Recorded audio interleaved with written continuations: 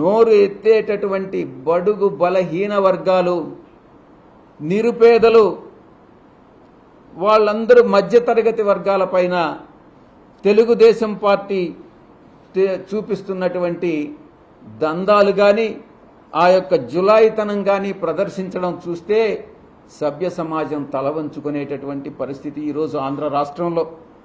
యూనివర్సిటీలు వదలట్లేదు. యూనివర్సిటీలో వీసీలను నేరుగా వీసీల పైన దాడులు చేస్తూ ఉన్నారు. యూనివర్సిటీ రిజిస్ట్రార్స్ మీద దాడి చేస్తూ ఉన్నారు. ఇక వీసీల్లో ఎవరైతే బీసీలు ఉన్నారో వాళ్ళని తరిమి కొడతా ఉన్నారు. ఇది తెలుగుదేశం పార్టీ యొక్క పరిపాలనా విధానం. తమకు ఎవరైతే పడదో, తమకి ఎవరైతే వ్యతిరేకులో వాళ్ళని వెతికి పట్టుకొని దాడులు చేసి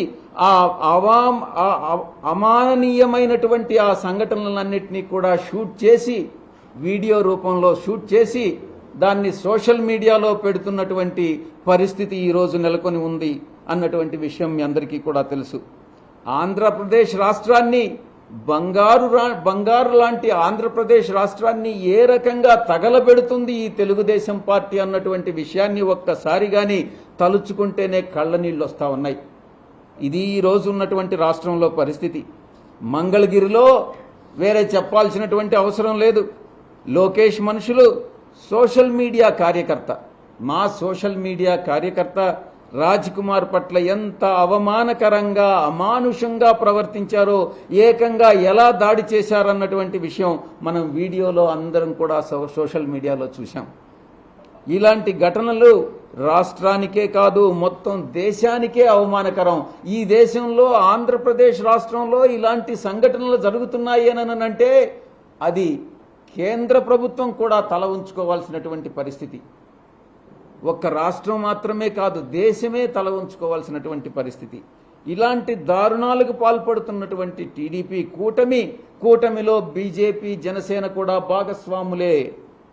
ఈ కూటమి ప్రభుత్వం ఇప్పుడు ప్రజల ప్రాణాలని ఏ రకంగా కాపాడుతుంది, ప్రజాస్వామ్యాన్ని ఏ రకంగా కాపాడుతుంది, రాష్ట్రంలో లా అండ్ ఆర్డర్ని ఎలా తెస్తుంది అన్నటువంటి విషయం ప్రజలందరూ కూడా ఆలోచించాలని నేను విజ్ఞప్తి చేస్తా ఉన్నాను.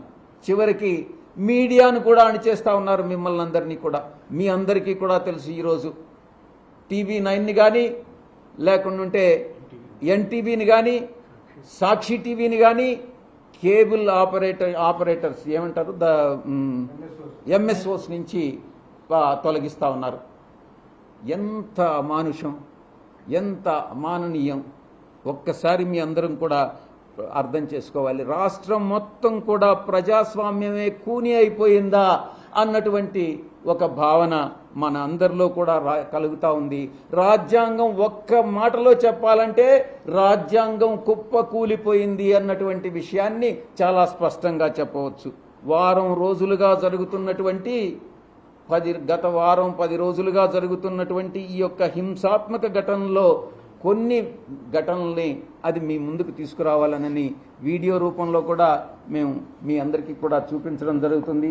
ప్రకాశం జిల్లాలో కానీ, పొన్నలూరు గ్రామంలో అలా కొన్ని చాలా విషయాలు 11 నుంచి ఇంచుమించుగా ఈ ఘటనలన్నీ చెప్పాలంటే ఒక అరగంట పడుతుంది.